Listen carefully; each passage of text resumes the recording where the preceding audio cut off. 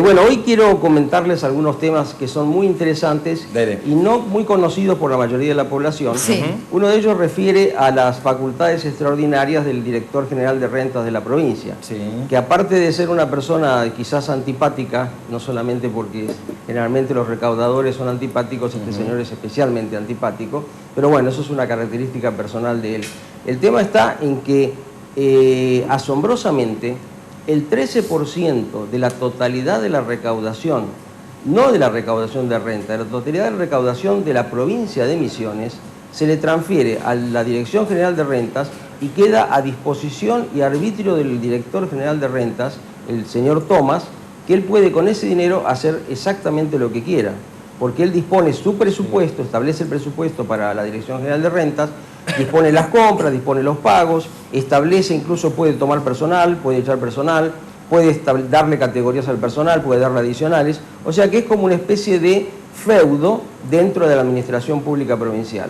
Por supuesto, el resultado es que nunca se sabe qué se hace con el dinero, porque el 13% de la recaudación de la provincia, según un cálculo muy rápido que hice yo, dejando de lado la participación nacional, yo calculo que es una suma de 1.500 millones de pesos por año, o sea que son más de 100 millones de pesos por mes, más allá de que dentro del presupuesto de la provincia se le otorga una suma aparte para pagar los sueldos, para pagar los gastos corrientes. O sea que es algo asombroso, teniendo en cuenta ¿Qué porcentaje entonces de la recaudación? 13%. Para el funcionamiento de rentas, digamos, sería. Sería para el funcionamiento de rentas, pero no hay ninguna clase de control, porque además hay cosas que aparecen así muy simuladamente en la ley de rentas. Y es raro que no tenga un presupuesto fijo un organismo del Estado, ¿no? Claro, o sea, tiene un presupuesto, que es el que se le otorga para los gastos comunes, digamos. Se pagan los sueldos, se paga el alquiler. Y además el 13%. Además el 13%, ¿no es así? Sí. Y ese 13% se presupuesta en forma muy aproximada en el presupuesto general de la provincia. Lógicamente, como no se sabe lo que se va a recaudar, tampoco se sabe cuál es el 13%. Después eso se ajusta en sus diferentes resoluciones, decretos y demás, y al final no se sabe lo que entra en la bolsa y por supuesto tampoco se sabe para qué sale de esa bolsa. Claro. Entonces, aparte es que el director general de rentas no solamente que puede disponer, recibe el dinero, no tiene un control especial, por ejemplo, digamos una auditoría, como tienen otros organismos de recaudación en otras partes del mundo. Se critica mucho a la AFIP, ha recibido críticas incluso del extranjero, la Administración Federal de Ingresos Públicos, porque se puede retener el 4% de su recaudación, no de toda la recaudación, de la recaudación de AFIP para su uso. Y también es muchísimo ya el 4%. Organismos extranjeros similares de recaudación incluso son criticados simplemente por recaudar o retener el 0,25%. El equivalente de la Administración Federal de Ingresos Públicos de Estados Unidos retiene para su uso el 0,25%, que es muchísimo menos que el 13%, por supuesto, pero a su vez tiene un control muy importante de parte del Congreso de los Estados Unidos. O sea, no tiene comparación en el mundo. No tiene comparación. Ni con lo nacional, que es un 4%, ni con Estados Unidos, que podría decirse... Y Estados Unidos, otra parte del mundo también, ¿no? En Francia también se ha dado. Digamos, es una regla muy mal vista, pero digamos una regla al fin que es... no se sabe bien por qué, porque otros organismos funcionan perfectamente sin retener dineros especiales, ni tener un fondo especial, y funcionan, ¿no es así? Pero aparte de este mecanismo extraordinario que tiene el director general de rentas, es que él puede decidir por sí y ante sí, sin ninguna clase de controles, a quién le cobra y a quién no le cobra. De tal manera que los amigos pueden no pagar nada y los otros sí pagan. Es decir, son todos fenómenos estrambóticos, fuera de lugar. Yo no sé, digamos, ha pasado a través de la legislatura provincial seguramente por aquello de que nuestros legisladores son, de alguna manera dicen es una escribanía, no usemos ese nombre porque tampoco tenemos por qué hablar mal de los escribanos. Sí, pero digamos, son las consecuencias de las mayorías automáticas, digamos, ¿no? Y de las mayorías automáticas, de la cooptación de las minorías en algunos casos, las minorías que no son cooptadas, que existen por supuesto y son muy honorables, no reciben en los medios estatales de difusión lo mismo que tendría que reciben los funcionarios públicos, de tal manera que va quedando en el silencio. Digamos el caso de rentas, si uno se pusiera a analizar ley por ley, probablemente en todas las leyes provinciales encontraríamos algún tipo de vericueto a través del cual se violan normas expresas. Pero este es un buen tema, primero porque es el tema de debate en los últimos tiempos. El año pasado fue el tema de la presión fiscal, un gran debate, y esto está detrás de la presión. ¿Por qué quiere recaudar tanto? Porque, bueno, mientras más recaude, más recursos tiene para manejar, ¿no? Por un lado, y además es importante porque se desconoce, y es importante que la población conozca, y además es importante, y más aún, porque está bueno instalarlo para ver qué piensan hacer aquellos que se presentan hoy como candidatos para gobernar la provincia, ¿no? Porque hay que corregir este tipo de cosas que están mal, ¿no? Sí, lo que pasa es que es muy importante lo que vos dijiste respecto de qué van a hacer los que puedan gobernar en el futuro, porque acá tenemos una mala práctica en la Argentina. Se critica mucho lo que hace un gobierno, cuando el gobierno cambia, el que viene, aun siendo de signo político, no modifica, sino que mantiene las malas prácticas. Y entonces así tenemos una acumulación de normas que pasan años y años y dicen, oh, qué mal que está, no, qué mal que está, y algún día aparecen como instaladas y como normal. O sea, lo que es absolutamente anormal e ilegítimo se convierte en normal. El resultado es que hace muchos años que estamos en una especie de barranca abajo que no se termina nunca. Más allá de que hay algunos muy beneficiados y son los que creen que el país anda maravillosamente bien.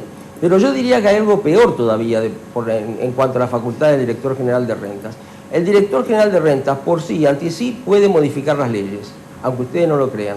O sea que él, con una mera resolución del director general de rentas, modifica normas dictadas por la legislatura, establece nuevos valores, establece nueva forma de percepción. El resultado no solamente que es grave porque se le asigna a una persona lo que debe hacer la legislatura de la provincia, o sea, la Constitución le asigna la recaudación de fondos fundamentalmente a la legislatura. La legislatura es la única representación del pueblo, la verdadera representación del pueblo. Y de acuerdo a nuestro sistema, la recaudación de impuestos es como que el pueblo es el que decide lo que le va a pagar al gobierno para que administre. Y entonces la única forma de hacerlo en un sistema como el nuestro, donde la representación, no hay una representación, no hay una democracia directa que podemos votar ley por ley, es que lo haga la legislatura. Así lo establece la Constitución Nacional para el Congreso, lo establece nuestra Constitución para la legislatura. El resultado es que la legislatura delega poderes. Ahora, lo terrible del caso, que la delegación de poderes, de acuerdo a la Constitución Nacional, es el único caso que la Constitución habla de traición a la patria. O sea, delegar poderes en nuestro sistema constitucional es una traición a la patria. Y durante muchos años, yo diría más de un siglo, en la Argentina eso estaba nada más que en la Constitución dictada en 1853 y jamás se volcó en un papel. Hasta que hace unos años se dictó una ley expresamente modificando el Código Penal y hoy es un delito muy severo, la delegación de poderes, en la cual no solamente que son responsables los que hacen la delegación de poderes, en este caso son los diputados provinciales y el gobernador, que por supuesto es el que también interviene en la formación de las leyes, sino que el funcionario que está, en la ley lo establece expresamente, el mismo funcionario que asume esa representación ilegítima es responsable penalmente. Yo no sé, digamos, si algún día alguien... También eso es bueno saber, ¿no? O sea, claro. La impunidad que parece haber en el país y en la provincia especialmente también, se puede determinar y hay responsabilidades penales incluso para aquellos que transgreden, digamos, ¿no? Claro. Aquellos que son los responsables de los organismos cuando esto pasa, ¿no? Por supuesto. Pero además hay algo ¿Qué pasa acá? ¿Por qué no? Está bien, imagino que usted iba a hablar de algún día alguien si los denuncia, ¿no? No, ¿por qué no hay fiscales que actúen de oficio? Bueno, los fiscales, yo no cargo contra los fiscales ni contra el Poder Judicial, porque hay que tener en cuenta que la capacidad de operativa del Poder Judicial es reducidísima. Eso hay que tenerlo en cuenta. Y los fiscales y los jueces están abocados a resolver 1 millón de pequeñas cuestiones que lo taponan. O sea, acá nosotros tenemos 7 juzgados, definitiva, que se pueden dedicar a la parte penal, y debería haber, según algunos especialistas, hasta 50. Estamos hablando de la primera circunscripción judicial.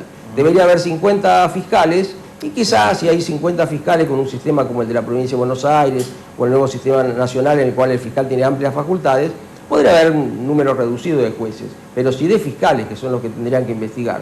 Y el número de fiscales es muy reducido y además no tienen infraestructura. La infraestructura también que tiene un fiscal no es esa infraestructura que uno ve en las películas, ni siquiera la infraestructura que tiene una señora como la Viviana Fein, que está investigando el caso Nisman, que puede ordenar a la Policía Metropolitana, a la Gendarmería, a la Prefectura, a cualquier organismo, prácticamente tiene todo a su disposición, tanto nacional como de la Ciudad de Buenos Aires, incluso de la provincia de Buenos Aires. Y acá están limitados a sus propios empleados, a muy pocos organismos especializados, porque hay muy poquito acá, y la policía provincial, que también está superada por todos los acontecimientos. Acá yo creo que hay un responsable fundamental de los grandes problemas de la provincia, que se ocultan detrás de que algunos de la disciplina partidaria, otros de que son las leyes que propone el Ejecutivo, que es los legisladores. Los legisladores de la mayoría de la provincia de Misiones, siempre ha sido así, no es un problema de este gobierno. Los legisladores son los que pueden modificar las leyes, son los que tienen el resorte de las leyes, no lo tiene el gobernador, no lo tienen los jueces. Y es más, la provincia de Misiones, un caso muy raro dentro de la organización constitucional argentina, la provincia de Misiones, la legislatura, el veto del gobernador prácticamente es inexistente, porque no necesita ningún mecanismo.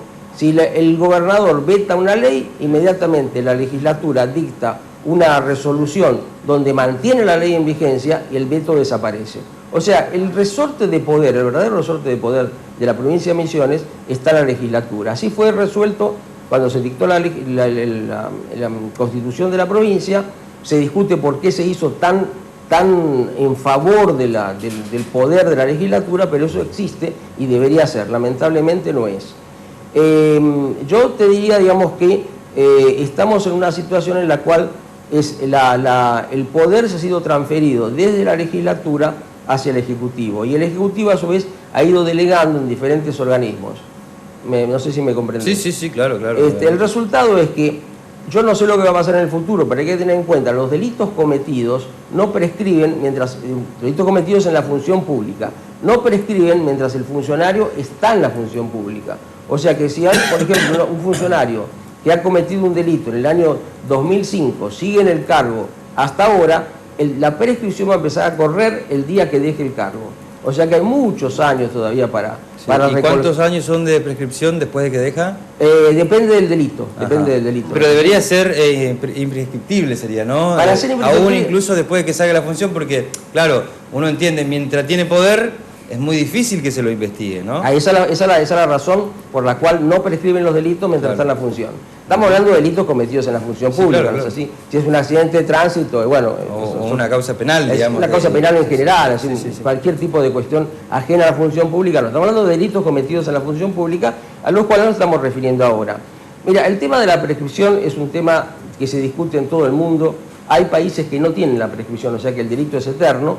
Hay países como la Argentina que tienen prescripción y las prescripciones son según el tipo de delito, y hay otros países que la prescripción es una especie de 2 o 3 medidas y nada más. No podemos entrar hoy en el tema de la prescripción porque si no, no vamos a terminar nunca con esta cuestión. Yo directamente, además, tampoco quiero entrar en muchos detalles sobre esta ley, que es el Código Fiscal y la ley de alícuotas y otras normas que se han dictado en relación a la recaudación de impuestos, porque tenemos para hablar 4 o 5 días. Yo simplemente quiero presentar el tema y quiero, digamos, que de alguna manera podamos de aquí en más a lo mejor recibir alguna respuesta o quizá tratarlo en otro momento.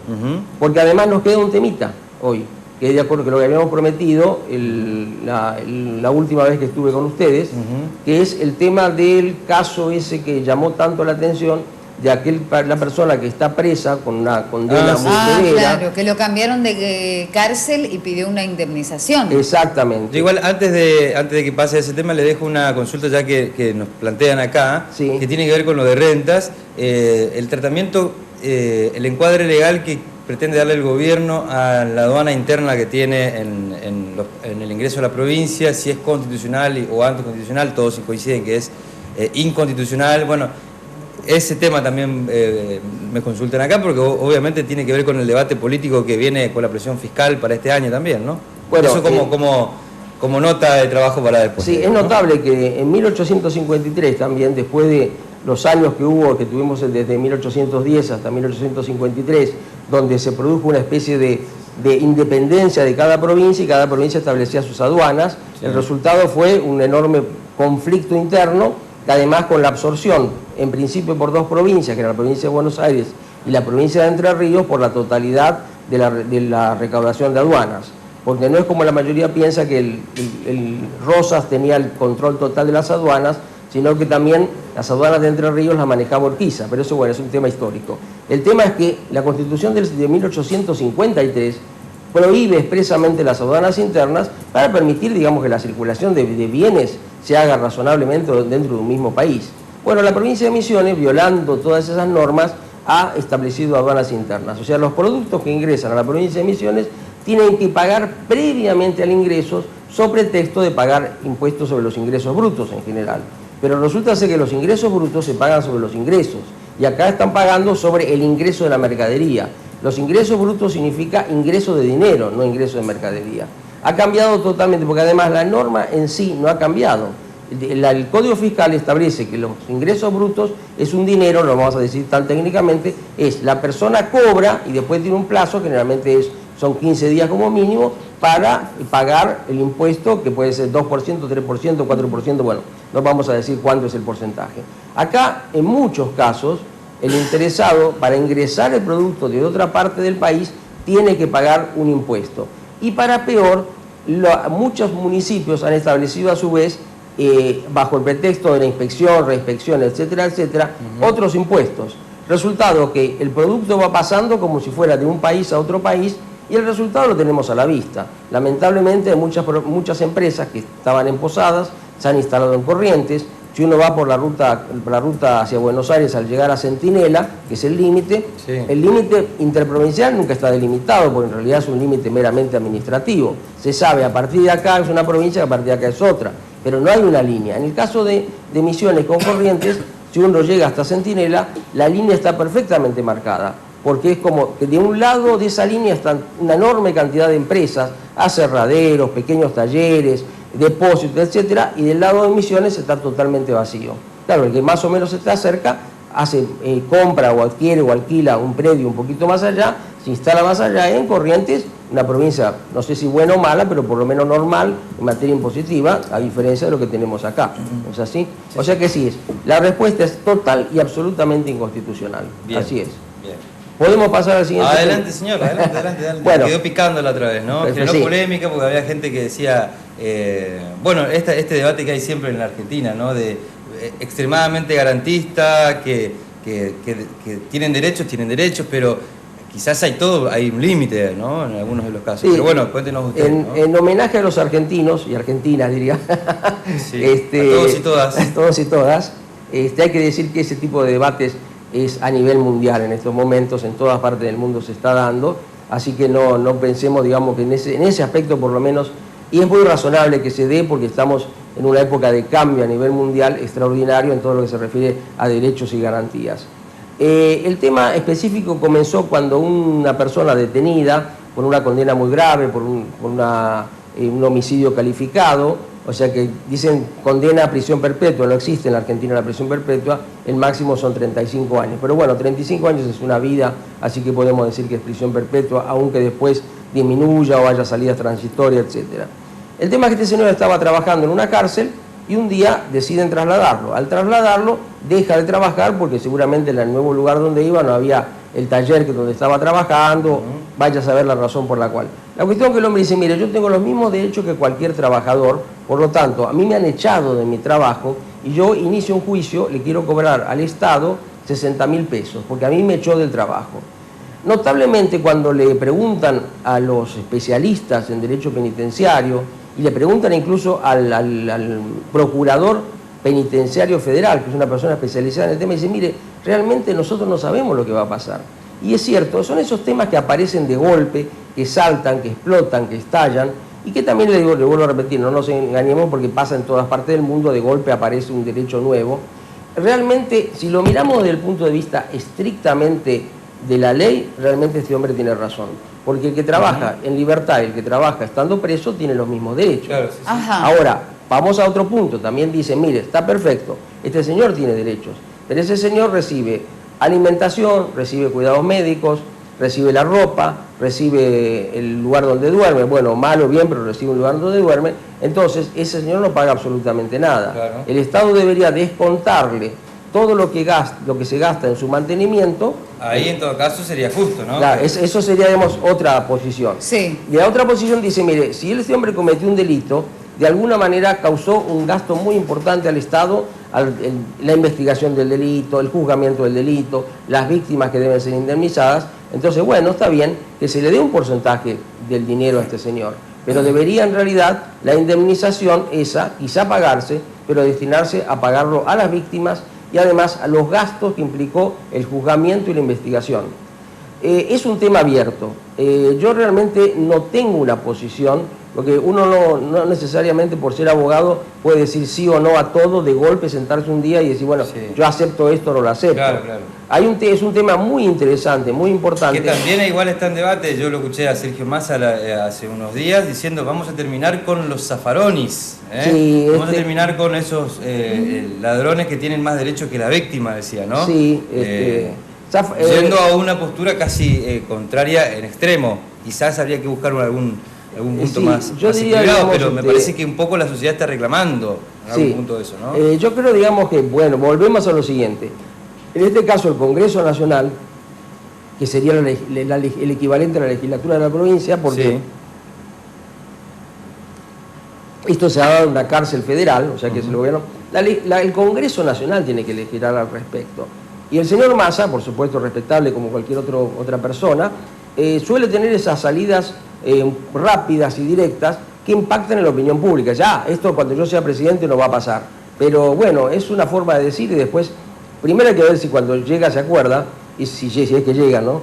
Y segundo, todo lo que hay que entender y manejar en estas cuestiones como para decir tan lisa y llanamente no.